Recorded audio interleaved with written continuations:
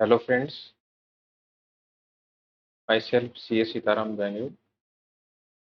Today we will learn about issue of securities in case of companies. Company में जो security होती है जैसे शेयर्स, डिबेंचर्स, प्रेफरेंस शेयर्स, ये सिक्योरिटीज होती है। तो इनको कंपनी कैसे इशू करती है उसके बारे में हम आज सीखेंगे। फर्स्ट ऑफ सिक्योरिटीज इशू कैसे कैसे हो सकती है। कंपनी दो टाइप की होती है, अपन ने देखा था, public company and private company. Public company की केस में पब्लिक कंपनी ही वो इश्यू कर सकती है पब्लिक को सिक्योरिटीज, और प्राइवेट कंपनी वो पब्लिक को इश्यू नहीं कर सकती।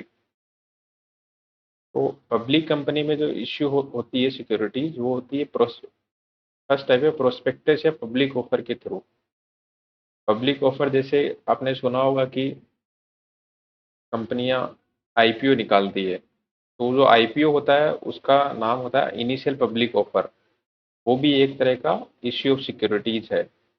सबसे पहले जब इश्यू करती है तो आईपीओ होता है, एंड देन उसके बाद सपोज एक कंपनी ने आईपीओ निकाला और फिर उसके बाद और इश्यू करना चाहती है सिक्योरिटीज, तो उस केस में एफपीओ होता है, वो पब्लिक फर्दर पब्लिक ऑफर। और एक होता है offer for cell of securities. In IPO और एफपीओ के अलावा भी एक दूसरा थर्ड तरीका है जो कि offer for cell of securities, जिसमें कंपनी अपनी सिक्योरिटीज को सेल करती है। एक होता है प्राइवेट प्लेसमेंट। प्राइवेट प्लेसमेंट में इन पब्लिक को ऑफर नहीं होता, प्राइवेटली एक कुछ इंस्टीट्यूशंस को वो कंपनी चूज करती है कि हाँ मुझे इनको ही सिक्योरिटीज देना है, तो वो होता है प्राइवेट प्लेसमेंट। प्राइवेट प्लेसमेंट का आगे हम डिटेल में भी देखेंगे अपने किसी नेक्स्ट वीडियो में। और एक होता है राइट इश्यू। राइट इश्यू क्या होता है कि सपोज कंपनी ने पहले कुछ शेयर इश्यू कर रखे हैं। अब जो शेयर होल्डर है, सपोज एक शेयर होल्डर है ए, एक शेयर होल्डर है बी, ऐसे करके नंबर ऑफ शेयर होल्डर है, उनको अगर बाद में और शेयर इश्यू करना है, जो शेयर एग्जिस्टिंग शेयर होल्डर है उन्हीं को शेयर इश्यू करना है, तो वो राइट इश्यू होता है। और एक होता है बोनस इश्यू। बोनस इश्यू ये होता है कि सपोज कंपनी की एग्जिस्टिंग शेयर होल्डर है, उनको कंपनी के पास रिजर्व सरप्लस सफिशियंट है, मतलब कंपनी के पास कैश बहुत है, तो वो बोलती है कि मैं मेरे जो शेयर होल्डर उनको बोनस दूंगी। तो बोनस वो एज ए बोनस इश्यू के थ्रू बोनस देते हैं कंपनी। इसमें क्या होता है सपोज कि वो एक फिक्स रेशियो रहता है बोनस का, कि एक शेयर के बदले दो शेयर, या एक शेयर के बदले एक शेयर, या 5 शेयर्स के बदले एक शेयर। तो वो फिर जैसे सपोज उसने बोनस इश्यू निकाला कि 5 शेयर के बदले एक शेयर बोनस इशू करेगी, तो जिसने 5 शेयर होल्ड कर रखे हैं उनको एक शेयर बोनस मिल जाएगा, तो उसके 5 की जगह 6 शेयर हो जाएंगे। अब राइट इश्यू और बोनस इश्यू में डिफरेंस क्या है? दोनों देते हैं एग्जिस्टिंग शेयर होल्डर को ही है, लेकिन राइट इश्यू में कुछ अमाउंट शेयर होल्डर से लेते हैं। सपोज मेरा जो शेयर की वैल्यू है 100 रुपीज है, तो मैं 100 नहीं लेते हुए शेयर होल्डर को बोलूंगी कि आप मेरे एग्जिस्टिंग शेयर होल्डर हो, तो आप 100 की जगह मैं डिस्काउंट पे आपको 80 रुपीज या 70 रुपीज पे आप ये शेयर ले सकते हो। तो उससे पैसा मिलता है कंपनी को, बट बोनस इश्यू में पैसा मिलता नहीं है। बोनस इश्यू में as a free of cost share holder को शेयर अलॉट होते हैं। और प्राइवेट कंपनी में तीन टाइप से इश्यू हो सकती है सिक्योरिटीज। अब देखो, पब्लिक ऑफर तो पब्लिक को वो पब्लिक प्राइवेट कंपनी होती है, वो पब्लिक को शेयर इनविटेशन नहीं कर सकती। तो ये तो पहले ही जो अपना इनिशियल एक अपने वीडियो बनाया था उसमें बोला था कि वो private companies restrict to invitation of any issue of securities. तो उसको रेस्ट्रिक्ट कर रखा है, मतलब मना ही कर रखा है कि पब्लिक को आप शेयर इश्यू नहीं कर सकती, लेकिन प्राइवेट प्लेसमेंट के थ्रू कर सकती है वो। एंड वैसे ही right issue and bonus issue ये प्राइवेट कंपनी कर सकती है, राइट इश्यू भी कर सकती है और बोनस इश्यू भी इश्यू कर सकती है। इसके बाद अब अपन ने देखा कि प्रोस्पेक्टस के थ्रू पब्लिक ऑफर करना पड़ता है पब्लिक कंपनीज को। तो प्रोस्पेक्टस क्या होता है? प्रोस्पेक्टस का सेक्शन 2 सबसेक्शन 70 में बोला है कि any document described or issued as a prospectus and includes, कोई भी डॉक्यूमेंट जो एज ए प्रोस्पेक्टस इश्यू किया गया है और इसमें क्या क्या इंक्लूड होते हैं, red herring prospectus, self prospectus और एनी नोटिस, सर्कुलर, एडवर्टाइजमेंट और other document involving offer from the public for the subscription और purchase of any securities of body corporate. कोई भी नोटिस हो, कोई भी सर्कुलर हो, कोई भी एडवर्टाइजमेंट हो जिसमें कंपनी ने ऐसा लिखा हो कि हम सब्सक्रिप्शन और purchase of any securities of body corporate, मतलब कि मुझे हमको अपनी जो कंपनी की सिक्योरिटीज है उनको सब्सक्रिप्स या परचेज करने के लिए ऑफर दिया हो, तो वो प्रोस्पेक्टस माना जाएगा। A document shall be called as prospectus if it satisfies below given point, ये अगर कंडीशन फुलफिल हो जाती है तो माना जाएगा कि कंपनी ने प्रोस्पेक्टस इश्यू किया है। क्या क्या कंडीशन है, it invites subscription to shares or debenture or invites deposits, company ने शेयर सब्सक्रिप्शन के लिए इनवाइट्स किया हो या डिबेंचर के लिए इनविटेशन दिया हो या फिर डिपॉजिट के लिए इनविटेशन दिया हो, वो प्रोस्पेक्टस होगा। And the invitation is made to public, public को इनविटेशन देना पड़ता है। पब्लिक मतलब कोई भी उसमें, किसी को कोई भी उसमें पार्टिसिपेट कर सकता है। And a document is deemed to be issue to the public if the invitation to subscribe is open to anyone, मतलब एवरीवन के लिए वो ओपन होना चाहिए, कोई भी उसमें पार्टिसिपेट करता है तो वो डीम्ड टू बी प्रोस्पेक्टस हो जाएगा। And the invitation must be made by on behalf of company, company के बिहाफ पे इनविटेशन होना चाहिए। ऐसा नहीं कि एक इंडिविजुअल पर्सन जो कि कंपनी नहीं है उसने इनविटेशन दिया तो it will not be treated as a prospectus. फिर आगे कुछ टाइप्स ऑफ प्रोस्पेक्टस है, उसके बारे में अपन देखते हैं। सबसे पहले डीम्ड प्रोस्पेक्टस क्या होता है, वो सेक्शन 25 में बोला है कि where a company allot or agrees to allot any securities of company with a view to all or any of those securities being offered for sale to the public, any document by which the offer for sale to public is made shall be deemed to be prospectus issued by the company। मतलब company ने agree किया है कि securities वो allot करेगी and दो securities being offered for sale to public, और public को वो ऑफर कर रही है सेल के लिए।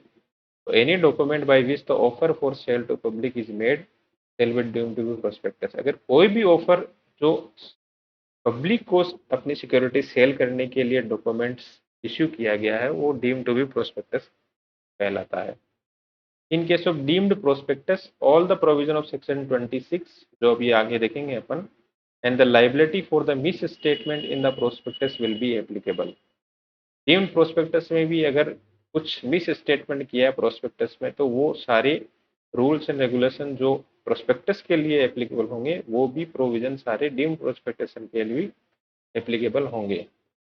Following two condition to be satisfied to be treated as deemed prospectus, deemed prospectus के लिए ये दो कंडीशन सेटिस्फाई होना कंपलसरी है तभी वो डीम्ड प्रोस्पेक्टस माना जाएगा। क्या क्या कंडीशन है, that an offer of the securities or of any of them for sale to public was made within 6 months after the allotment or agreement to allot, मतलब जो ऑफर ऑफ सिक्योरिटीज है और any of them for sale to public या फिर कुछ public को sale करना है securities, was made within 6 month, 6 महीने के अंदर अंदर, after the allotment or agreement to sale, मतलब अलॉटमेंट या से पहले मैंने एग्रीमेंट कर लिया कि मैं आपको, एक कंपनी है वो उसने एग्रीमेंट कर लिया कि मुझे, मैं आपको शेयर अलॉट कर दूंगी, तो वो एग्रीमेंट हो गया अलॉटमेंट का, उसके विद इन 6 मंथ अगर वो ऑफर दिया जाता है कंपनी के द्वारा तो वो डीम्ड प्रोस्पेक्टस मान लिया जाएगा, पब्लिक को होना चाहिए।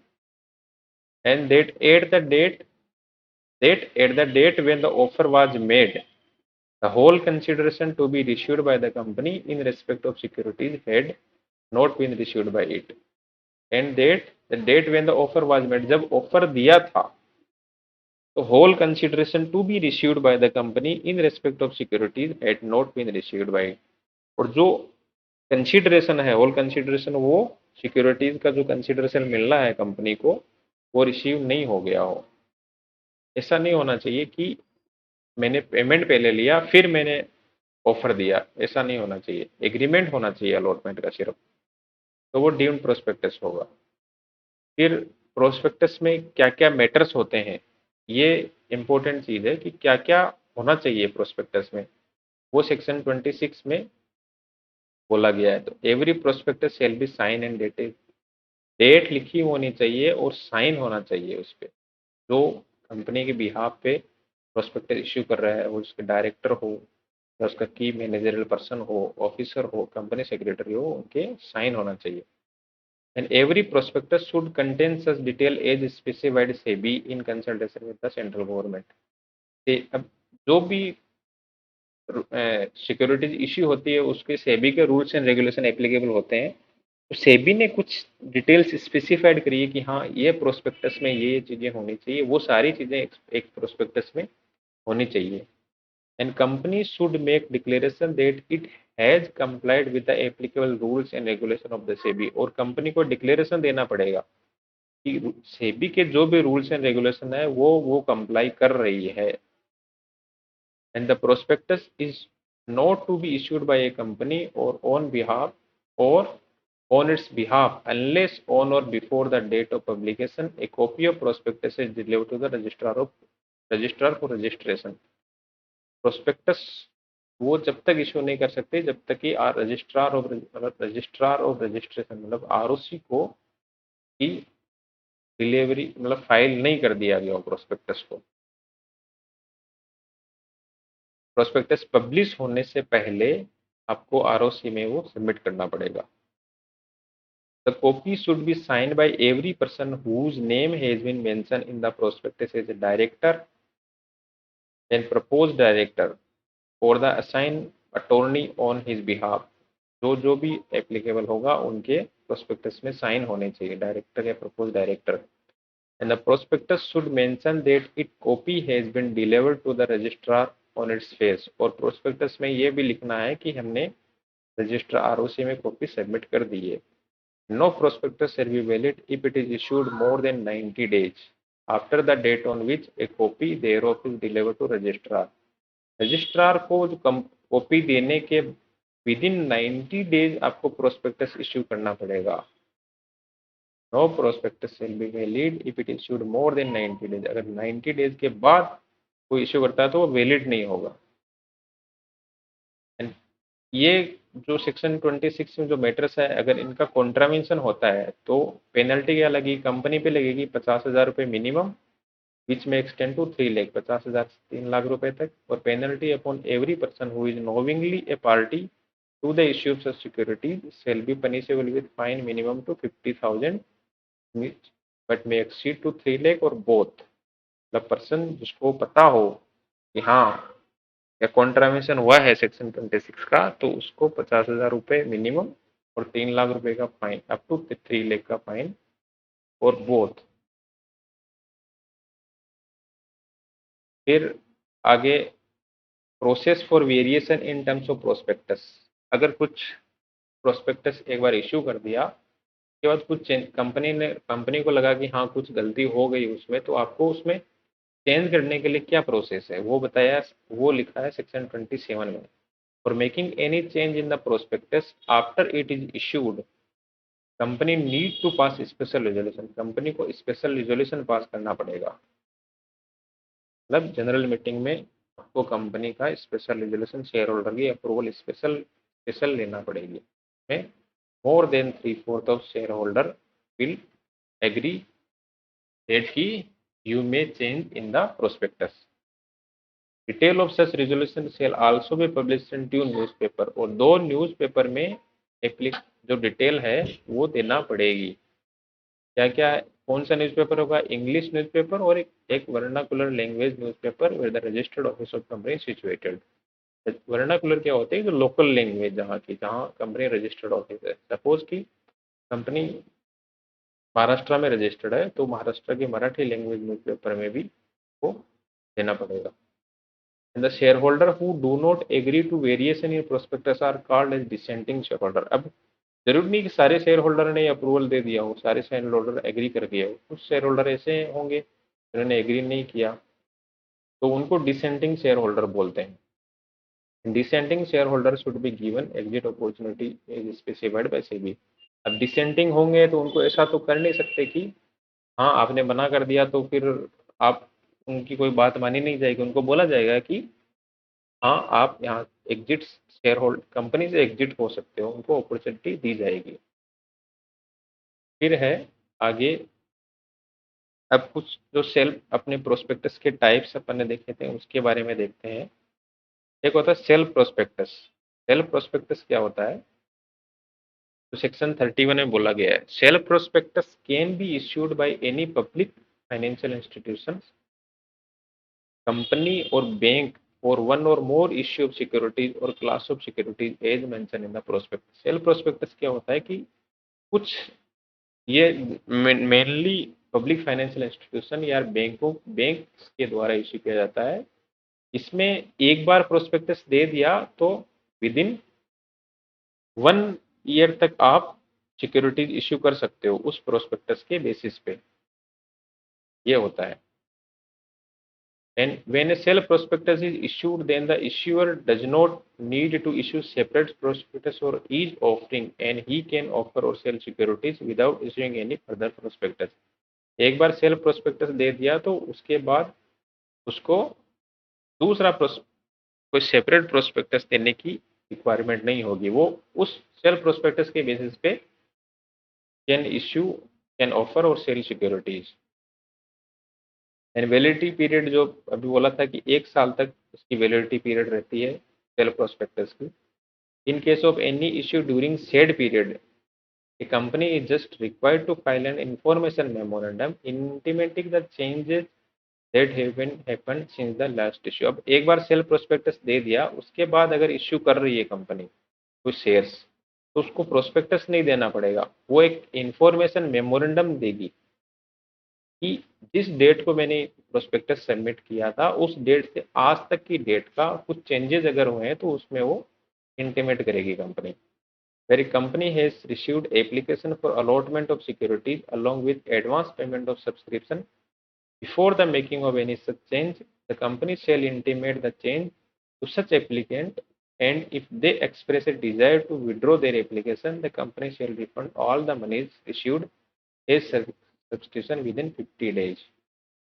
अब कभी कभी क्या होता है कि सारे लोगों को ये चीज़ मतलब पसंद नहीं आती, तो उस केस में क्या होता है कि जितनी जितनी एप्लीकेशन रिसीव करी है अलॉटमेंट के लिए और जो भी एडवांस पेमेंट कंपनी ने लिया है सब्सक्रिप्शन के लिए before subscription making of any such change, अगर कुछ चेंजेस हुआ है तो कंपनी जो इंटीमेट करेगी एप्लीकेंट जो जिन्होंने पैसा दिया है एप्लीकेशन मनी दिया है, एंड इफ दे एक्सप्रेस, जो एप्लीकेंट है वो एक्सप्रेस करते हैं कि हमको हमारी एप्लीकेशन मनी नहीं, हमको शेयर अलॉटमेंट नहीं करवाना, हमको हमारी एप्लीकेशन मनी वापस दे दीजिए, रिफंड कर दीजिए, तो company share refund all the money received as subscription within 15 days. तो 15 दिन के अंदर वो मनी रिफंड करेगी। अब क्या होता है, जैसे सेल प्रोस्पेक्टस दिया, इसका मैं थोड़ा सा एग्जांपल देता हूँ कि सेल प्रोस्पेक्टस दिया कंपनी ने, उसके बाद